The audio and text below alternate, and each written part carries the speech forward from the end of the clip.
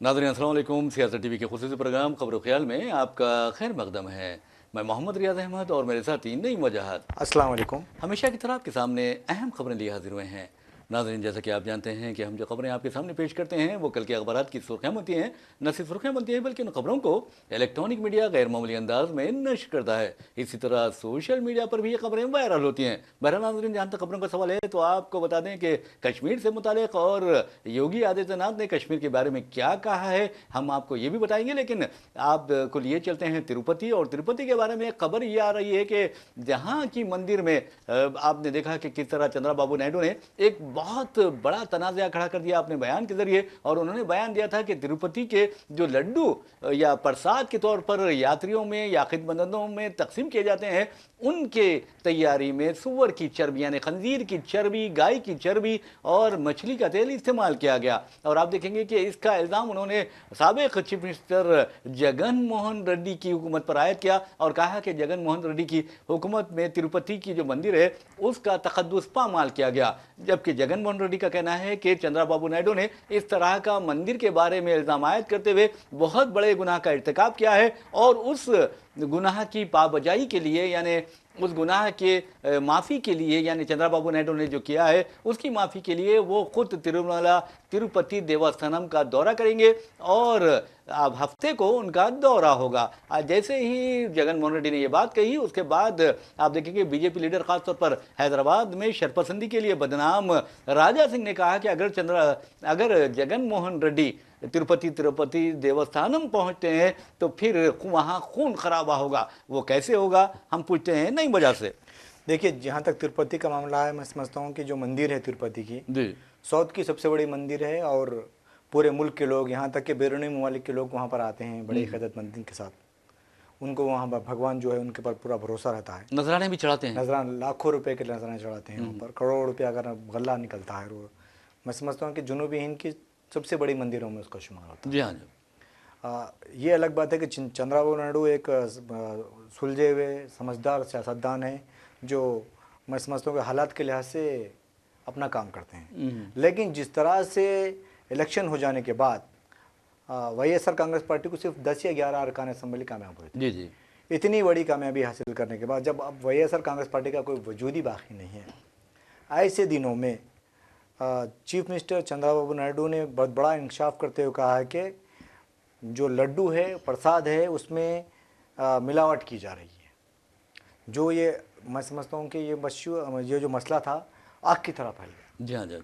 BJP वाले इसको अलग तहरीक चला रहे हैं, वो डिप्टी चीफ मिनिस्टर है पवन कल्याण उसको अलग इशू बना रहे हैं, तेलुगु देशम वाले इसको अलग इशू बना रहे हैं, पूरे मुल्क के जो मंदिर के पुजारियाँ हैं वो अलग इसको इशू बना रहे हैं। यहाँ तक कि मसला सुप्रीम कोर्ट तक पहुँच चुका है, हाई कोर्ट तक पहुँच चुका है, हर कोई अपनी अपनी बात कर रहे हैं। ये तो साबिक है जो टीटी बोर्ड के चेयरमैन है वाईएसआर कांग्रेस पार्टी के, उन्होंने तिरुपति की मंदिर में पानी नहा के नंगे बदन तो गीले बदन के साथ कसम खाई है चराग लेके, जी जी, मैंने कोई गलती नहीं की है, अगर मैं गलती करा हूँ तो मेरा ख़ानदान तबाह हो जाए, या अगर मैं गलती नहीं कर रहा हूँ मेरे पर झूठे इल्ज़ाम जो आयद कर रहे हैं उनका ख़ानदान तबाह हो जाए, इस तरह का उन्होंने इल्ज़ाम आयद किया। उसके बाद ये जो मसला है बीजेपी से सियासी फ़ायदा उठाने की कोशिश कर रही है।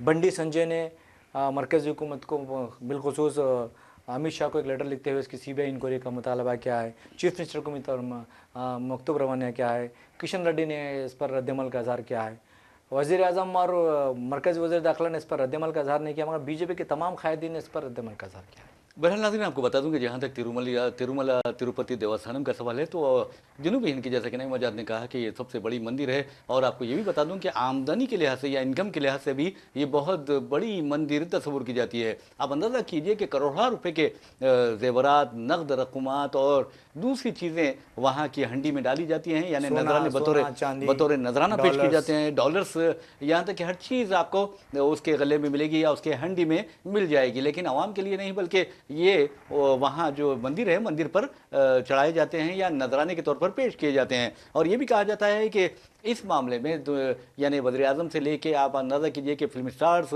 और तमाम अहम शख्सियतें तिरुमला तिरुपति देवस्थानम का रुख करते हैं, वहाँ आते हैं, अपना माथा टेकते हैं और श्रद्धालुओं के जहाँ तक ताल्लुक़ है गरीब अमीर सब वहाँ पर आते हैं। यहाँ तक कि करोड़ों रुपए के बाल यानी वहाँ पर जो श्रद्धालु जाते हैं अपने बाल मुंडवाते हैं और उन बालों से भी करोड़ों रुपए की मंदिर को आमदनी होती है। लेकिन एक बात है कि जहाँ तक हमारे बीजेपी का सवाल है, फिर बीजेपी के तहत काम करने वाली तंजीमों का सवाल है और जिस अंदाज में गाँवकशी की मुहिम चलाई जा रही है सिर्फ सियासी फ़ायदे के लिए, तो उस सिलसिले में आपको बताना ये ज़रूरी है कि तिरुपति से तकरीबन रोज़ाना 3 लाख लड्डू बनाए जाते हैं। और जब बाबरी मस्जिद के मुकाम पर जो राम मंदिर तामीर की गई है, वैसे तो बाबरी मस्जिद के मुकाम पर तामीर नहीं की गई है, ये कहा जा रहा है कि बाबरी मस्जिद जिस मुकाम पर थी उसे 3 किलोमीटर आगे राम मंदिर तामीर की गई है। तो कहने का मतलब ये है कि जिस अंदाज में वज़ीर आज़म नरेंद्र मोदी ने उसका इफ्तिताह अंजाम दिया, उस दिन 2 लाख लड्डू तिरुपति से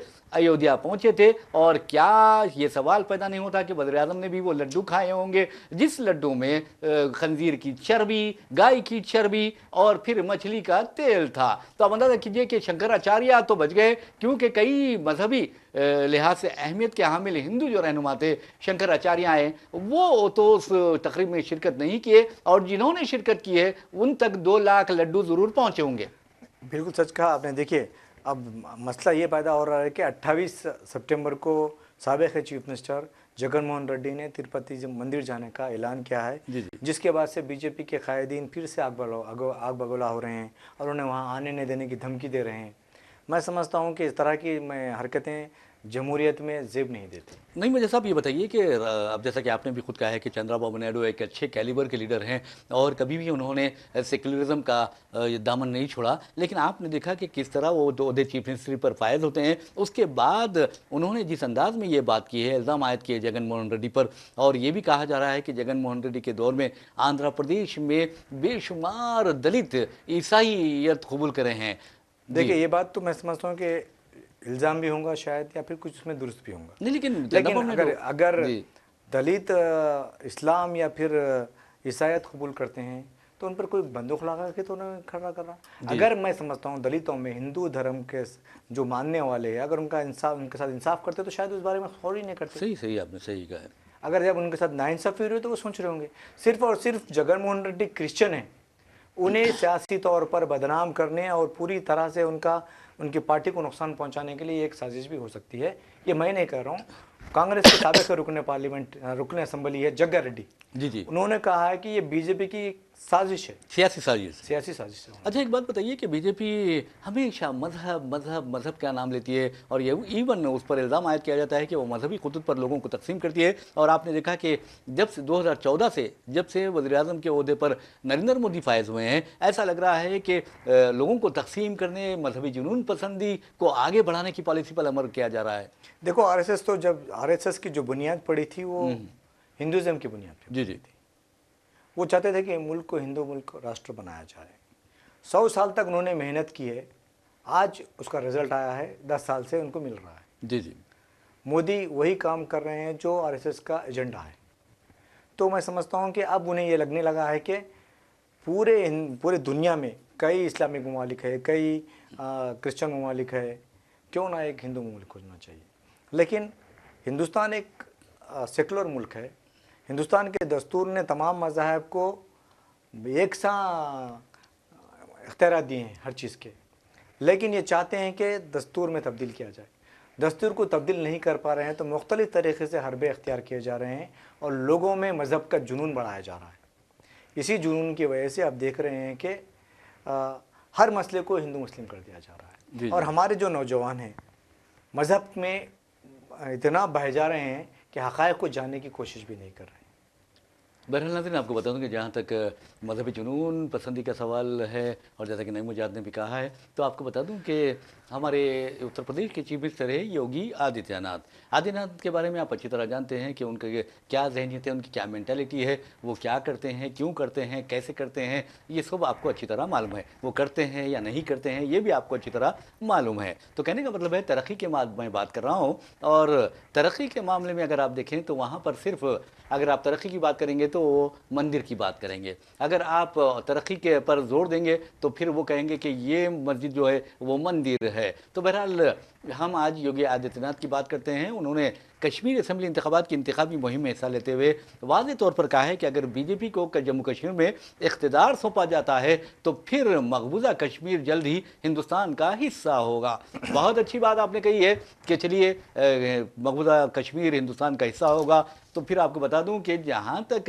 एक और बात उन्होंने कही है वो ये है कि उन्होंने कहा कि नरेंद्र मोदी हिंदुस्तान में 80 करोड़ लोगों को राशन मुफ्त फराहम कर रहे हैं। तो आप अंदाज़ा कीजिए कि वज़ीर-ए-आज़म बड़ी बड़ी बातें करते हैं और कहते हैं कि हमने गुर्बत का खात्मा कर दिया है। तो आप अंदाज़ा कीजिए कि 80 करोड़ आवाम को मुफ्त राशन देने का मतलब ये है कि 80 करोड़ आवाम यानी 140 करोड़ में से 80 करोड़ आवाम हिंदुस्तान की गुर्बत का शिकार है। और इसके बाद और एक अहम बात उन्होंने ये कही कि पाकिस्तान में देखो वहाँ पर 500 रुपये किलो आटा मिल रहा है। अब अंदाज़ा कीजिए कि 500 रुपये किलो आटा अगर फ़रोख्त होता है तो उसकी वजह क्या योगी आदित्यनाथ को मालूम है? तो आपको बता दूं कि पाकिस्तान में मजहबी जुनून पसंदी और मजहबी खुतूत पर लोगों को तकसीम करने की जो पॉलिसी अख्तियार की गई थी उसका खुमियाजा उस कौम को भुगतना पड़ा है। इस वजह से 500 रुपये किलो आटा वहाँ फ़रोख्त हो रहा है। यहाँ क्या हो रहा है बताइए आप। देखिए, अरे जहाँ तक योगी आदित्यनाथ की बात है, जी जी, वो जहाँ भी इंतखाबी मुहिम चलाते हैं मुझे नहीं लगता कि वहाँ पर पार्टी कामयाब होती है। जी हाँ,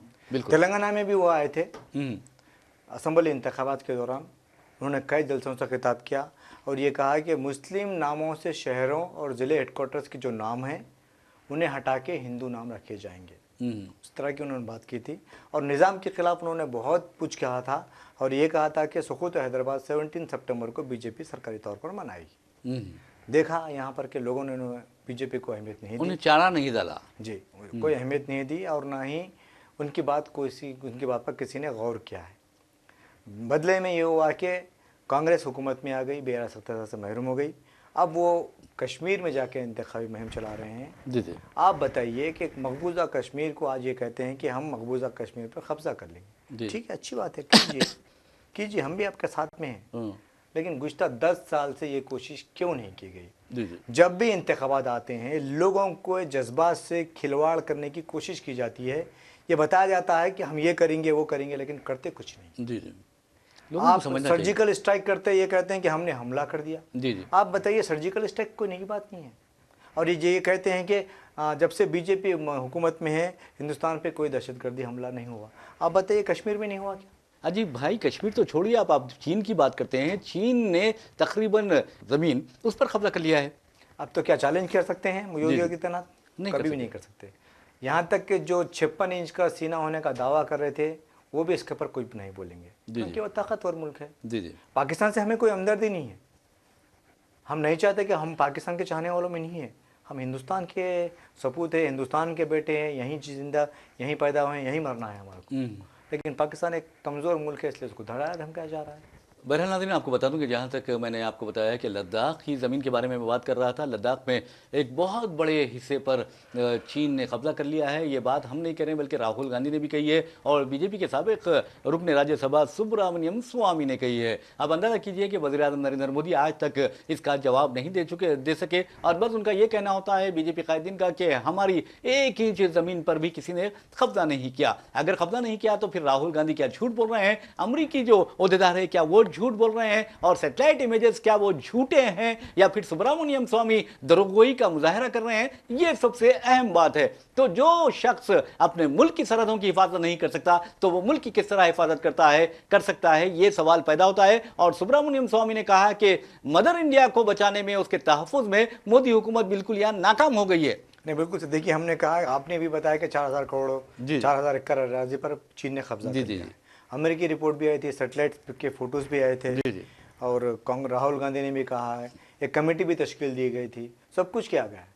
लेकिन जब ये कह रहे हैं कि कांग्रेस के कायदीन या जो भी बैरून ममालिक से ये बातें की जा रही है, कब्ज़ा हुआ है, गलत है, 1 इंच भी कब्ज़ा नहीं हुआ है, तो फिर आप उन लोगों के खिलाफ कार्रवाई कीजिए। जी हाँ, करना चाहिए बिल्कुल। राहुल गांधी के खिलाफ कार्रवाई करनी चाहिए, सुब्रमण्यम स्वामी के खिलाफ करना कार्रवाई चाहिए। करनी चाहिए। अमेरिका के जो भी एजेंसियां हैं उनके खिलाफ इंटरनेशनल कोर्ट में आप मुकदमा दायर अरे कीजिए। इंटरनेशनल कोर्ट तो दूर की बात है। आप देखें पंजवंत सिंह के बारे में जब उनके कत्ल की साजिश की गई तो अमेरिका ने हुकूमत हिंद और यहाँ तक कि हमारे मुशीर कौमी सलामती अजीत दोवल के खिलाफ समन जारी किया। जी, तो ये बताना चाह रहा हूँ कि देखो, आप आवाम को गुमराह करने की कोशिश मत करो। सियासी जमात है, सियासी जमात सियासत ही करेगी, सियासत करिए, लेकिन लोगों को बांटने की कोशिश मत कीजिए, मजहबी जुनून पैदा करने की कोशिश मत कीजिए, मुल्क की गुर्बत को दूर करने की कोशिश कीजिए। आपने एक अच्छी बात कही है कि मजहबी जुनून की वजह से पाकिस्तान आज जो सूरत हाल से तबाही बर्बादी की तरफ है जी, गुजर रहा है, वहाँ के लोग भी करप्शन में। जी हाँ बिल्कुल, बहुत ज़्यादा उसकी भी एक पॉलिटिशियंस जो होते हैं वहाँ के बहुत ज़्यादा करप्शन में मुलविस है,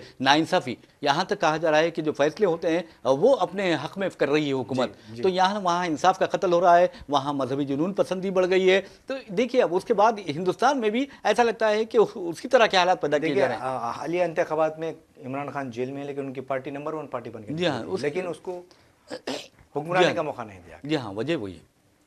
तो आप देखिए पाकिस्तान के हालात बहुत ख़राब हैं क्योंकि मजहबी जुनून पसंदी की वजह से, और यहाँ के भी हालात ख़राब होंगे तो मजहबी जुनून पसंदी की वजह से। जी देखिए, मैं समझता हूँ कि सिर्फ मुट्ठी भर अनासुर है जो ये शर फैला रहे हैं।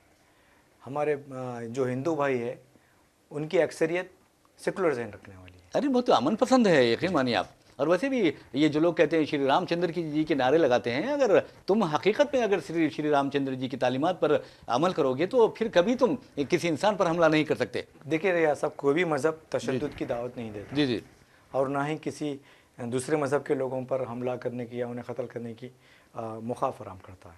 लेकिन जो लोग भटके हुए हैं जी जी, या ये समझ रहे हैं कि वो हिंदुत्व के हीरो हैं, वो लोग ऐसी हिमाकत कर रहे हैं, अपने मुल्क को नुकसान पहुंचा रहे हैं। बहरहाल नाज़रीन, आपको बता दूं कि जहाँ तक श्री रामचंद्र जी का सवाल है तो आपको बता दूं कि शायर मशरिक़ अल्लामा इक़बाल ने वाज़े तौर पर श्री रामचंद्र जी को इमामुल हिंद कहा था। उनके कलाम में भी ये बात मौजूद है। लेकिन अफसोस की बात यह है कि श्री रामचंद्र जी का नारा लगाने वाले, जय श्री राम का नारा लगाने वाले अगर इंसानों को कत्ल करते हैं तो ये बहुत बुरी बात है। इंसानों को तो दूर की बात है, अब आप अंदाज़ा कीजिए कि बाज़ जानवरों के नाम पर भी इन्होंने एक वो कर दिया है कि बकरा तुम्हारा है, गाय हमारी है। तो और अब अंदाज़ा कीजिए कि हर चीज़ यानी रंगों को भी, लिबास, रंग, हर चीज़ को इन्होंने मजहबी खतूत पर तकसीम कर दिया है। जबकि तुम्हें चाहिए कि तुम पहले ये करो कि हिंदुस्तान को तरक्की की राह पर गामजन करो। योगी कहते हैं कि 500 रुपए किलो आटा मिल रहा है पाकिस्तान में, तो क्यों मिल रहा है? कभी उन्होंने गौर किया है? इसलिए मिल रहा है कि वहाँ फ़िरका परस्ती बढ़ गई थी, इसलिए मिल रहा है वहाँ पर मजहबी जुनून पसंदी बहुत ज़्यादा हो गई। और उसके बाद आपने देखा कि किस तरह कत्ल गारत गिरी हुई है, और उसके बाद एक अच्छा खासा मुल्क तबाही और बर्बादी के दाहने पर पहुंच गया। तो क्या बीजेपी और योगी आदित्यनाथ इस तरह ही चाहते हैं? क्योंकि अगर आप जुनून पसंदी, जो मजहबी जुनून पसंदी है, उस पर काबू पाते हैं तो हिंदुस्तान तरक्की करेगा। देखिए रियाज साहब, जहाँ तक कश्मीर के इलेक्शन का मामला है जी, अब तक 2 मरहलों के इंतखाबात हो गए हैं, तो 2 मरहलों में बीजेपी कहीं नज़र नहीं आई। और जो सर्वे करने वाले एजेंसियाँ हैं उन्होंने भी कभी बीजेपी को ये नहीं बताया कि वहाँ पर हुकूमत में आएगी। लेकिन ये कहा जा रहा है कि बीजेपी वहाँ पर जोर जबरदस्ती करेगी और लालच देगी या फिर ब्लैकमेल करेगी और ये कहेगी तुम या जेल लो या डिफेक्शन, ये दोनों में से एक इंतखाब करो, तो ये करेगी बीजेपी। इस तरह के इत्तलात वहाँ से आ रही हैं। बिल्कुल सच कहा आपने, ये थोड़ा बहुत उसकी गुंजाइश होंगी, लेकिन मैं नहीं समझता कि कश्मीर के अवाम जिन हालात से गुजर रहे हैं वो लोग बीजेपी को कभी पसंद करेंगे। और मैं चाहता हूँ और सब चाहते हैं यही है कि कश्मीरियों को का जो इख्तियार है वो, कश्मीर का जो इख्तियार है वो कश्मीरियों के हाथ में रहे। जी, उसके अलावा आप देखिए कि हरियाणा में भी इलेक्शंस होने वाले हैं। जी हाँ, तमाम सर्वे रिपोर्ट कांग्रेस के हक में है और बीजेपी की हालत ख़राब है बहुत। जी हाँ, तो वहाँ पर अब ये वहाँ पर भी फिर फ़िरका परस्ती की बात की जा रही है।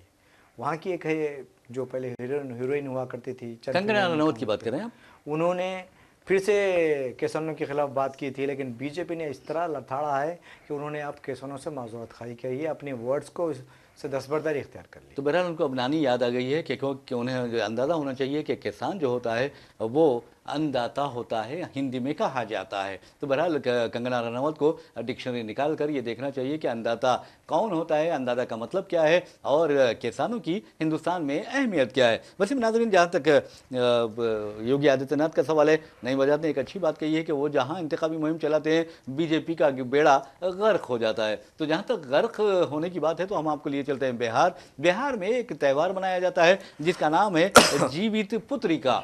और जीवित पुत्रिका में आप को बता दूं कि एक दिन में एक नहीं, दो नहीं, बल्कि तकरीबन 37 बच्चे गर्काब हुए हैं, यानी डूब गए हैं, गर्क हो गए हैं। और जुमला जो लोग डूब गए हैं उनकी तादाद 43 बताई जाती है। ये देखना चाहिए कि जो भी मजहबी रसूमात है या फिर त्यौहार हैं वगैरह है, जी जी, उस पर हुकूमतों को सख्ती से निगरानी रखनी चाहिए। जी जी, जब पानी में ये त्यौहार मनाया जाता है तो वहाँ पर सिक्योरिटी के इंतजाम भी रखने चाहिए, गोताखोरों को भी रखना चाहिए, गोताखोरों को रखना चाहिए, सिक्योरिटी के इंतजाम रखना चाहिए थे, या फिर इस तरह से कुछ बैरिकेड्स लगाना चाहिए था कि लोगों को वहाँ पर जो भी उनका अक़ीदा है उसको आसानी से अंजाम दिया। ये रसूमात जो हैं, जी हाँ।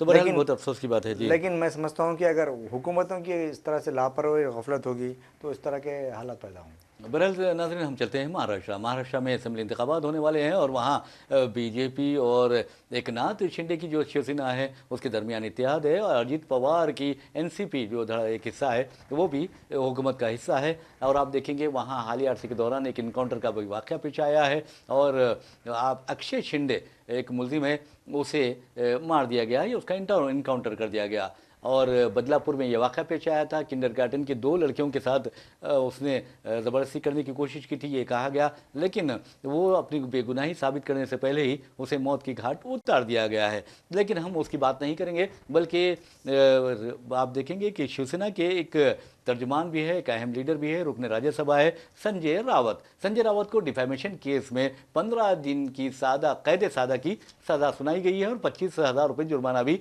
आयद किया गया है। तो नहीं मुझे साहब, आप ये बताइए कि मेट्रोपॉलिटन मजिस्ट्रेट जो है उसने ये फैसला सुनाया, तो क्या आप नहीं समझते कि बीजेपी के जो लीडर हैं उन्होंने और उनकी बीवी ने ये मुकदमा दायर किया था, और ये जो सरकारी पब्लिक टॉयलेट्स होते हैं उसके मेंटेनेंस में 100 करोड़ रुपए इस स्कैम में मुलविस होने का संजय रावत ने इल्ज़ाम आयद किया था? देखिए, अगर मैं समझता हूँ कि संजय रावत ने जो इल्ज़ाम आयद किया था, अगर उनके पास सबूत होते तो सबूत पेश कर देना जी जी, शायद वो सबूत पेश करने में नाकाम रहे, जिसकी वजह से उनके खिलाफ हतक ज़म्मत का मुकदमा दायर किया गया और अदालत की जानिब से उन्हें सज़ा सुनाई गई। जी जी, अगर उनके पास कोई सबूत होता।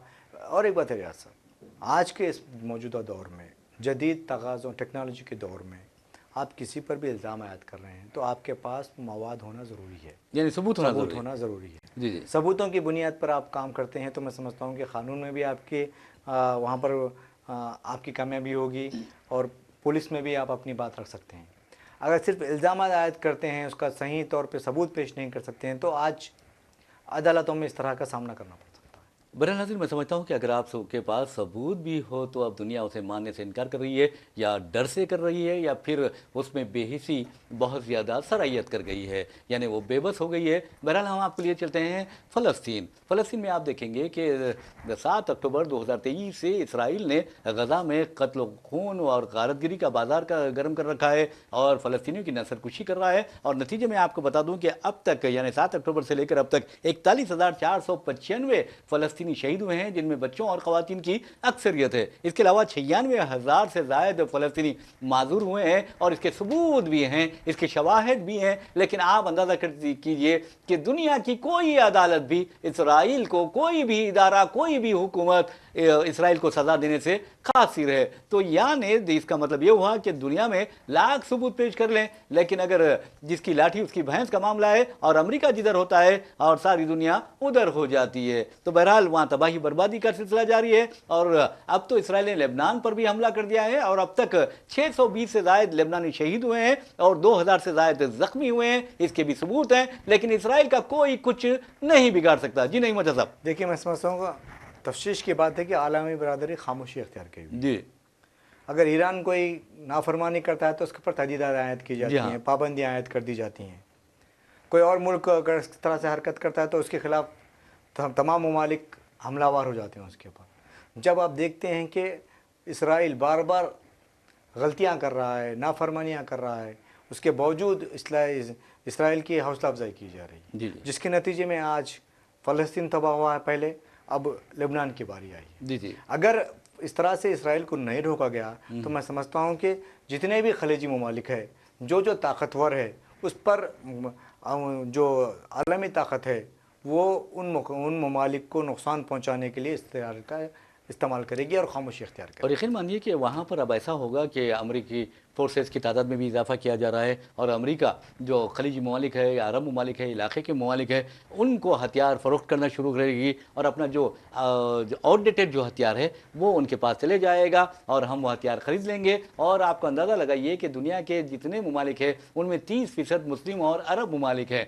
लेकिन अफसोस की बात यह है कि हम इसराइल को रोकने से कासिर रहे, इसराइल को जुल्म का जो जुल्म है उसके इंसदाद में नाकाम हो गए हैं। उसकी वजह क्या है? जी जी, इत्तेहाद में कमी है। जी बिल्कुल आपने कहा है, बिल्कुल बिल्कुल सही कहा अगर है। मुस्लिम ममालिक मुत्तहद हो जाएं और इसराइल का बाइकआउट करें तो कोई ऐसी ताकत नहीं है कि इसराइल को कामयाब होने देती। बिल्कुल आपने सही कहा है, एक हो जाएं तो बन सकते हैं खुर्शीद मुबीन, वरना इन बिखरे हुए तारों से क्या बात बने। तो बहरहाल अगर आप मुत्तहिद नहीं रहेंगे तो यकीन मानिए कि आपकी तबाही व बर्बादी यकीन हो जाती है। अच्छी खबर यह है कि कई ममालिक ने, ख़ास तौर पर अमेरिका और जापान ने ये पहल शुरू की है कि लेबनान और इसराइल के दरमियान 21 रोज़ा जंग बंदी की जाए। जंग बंदी क्यों किया जाएगा भाई? 21 रोज़ा जंग ख़त्म कर दी जाए ना। देखिए, आप बताइए कि अमेरिका ने रूस और यूक्रेन की जंग को रोक पाया है? नहीं रोक पाया। जी जी, जितना यूक्रेन तबाह होना था तबाह हो गया। फिर भी हिम्मत की दान देनी चाहिए कि वो खड़ा हुआ है। लेकिन अहमद साहब, आपने बहुत अच्छी बात कही है यूक्रेन और रूस की बात करके। मैं आपको बता दूं कि अभी पुतिन का एक बयान आया है जिसमें उन्होंने कहा है कि अगर कोई यूक्रेन के खिलाफ रिवायती हथियार भी इस्तेमाल करता है और यूक्रेन की मदद करता है तो फिर हमारा हक है कि हमारी सलामती को यकीनी बनाने के लिए हम न्यूक्लियर हमला कर देंगे। मैं बता रहा हूँ आपको कि इस तरह की बात की जाती है। अगर वही न्यूक्लियर बम बनाने या फिर हथियार इस्तेमाल करने की कोई मुस्लिम ममालिक सोचता है तो उस पर पाबंदियाँ आयद कर दी जाती हैं, तहदीद आयद किए जाते हैं, यहाँ तक कि उसके साथ बिजनेस ताल्लुकात ख़त्म कर दिए जाते हैं, जो बाहमी ताल्लुकात है वो ख़त्म कर दिए जाते हैं और इक्का व तनहा कर दिया जाता है। जी जी, लेकिन इसराइल के हर तरह से हौसला अफजाई की जा रही है, हर तरह से मदद की जा रही है, हथियार दिए जा रहे हैं, फौजी भेजे जा रहे हैं, हर चीज़ मदद की जा रही है। बिल्कुल, आप देखेंगे खुद हमारे मुल्क में से आप अंदाज़ा कीजिए कि 50 टन कम से कम असला गोला बारूद, यहाँ तक कि हैदराबाद की एक फैक्ट्री में, हज़रत दरगाह हज़रत बाबा शरफुद्दीन के करीब वो फैक्ट्री है, उस फैक्ट्री में हरमस 900 जो ड्रोन्स है वो तैयार किए जा रहे हैं और इसराइल को सप्लाई की जा रही है।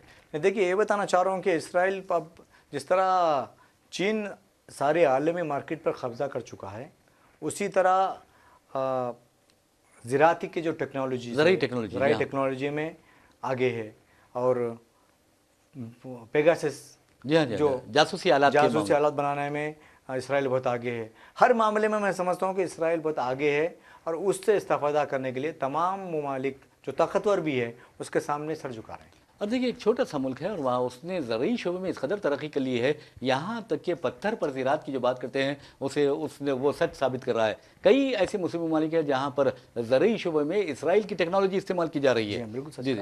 बहरहाल नाज़रीन, इसी के साथ हम अपना प्रोग्राम खबर ख्याल इख्तिताम को पहुँचाते हैं। अपने मेज़बान मोहम्मद रियाज अहमद और मेरे साथी नईम मुजाहिद को इजाज़त दीजिए। इंशाल्लाह फिर मुलाकात होगी, फिर बात होगी। तब तक के लिए अल्लाह हाफ़िज़। अल्लाह हाफ़िज़।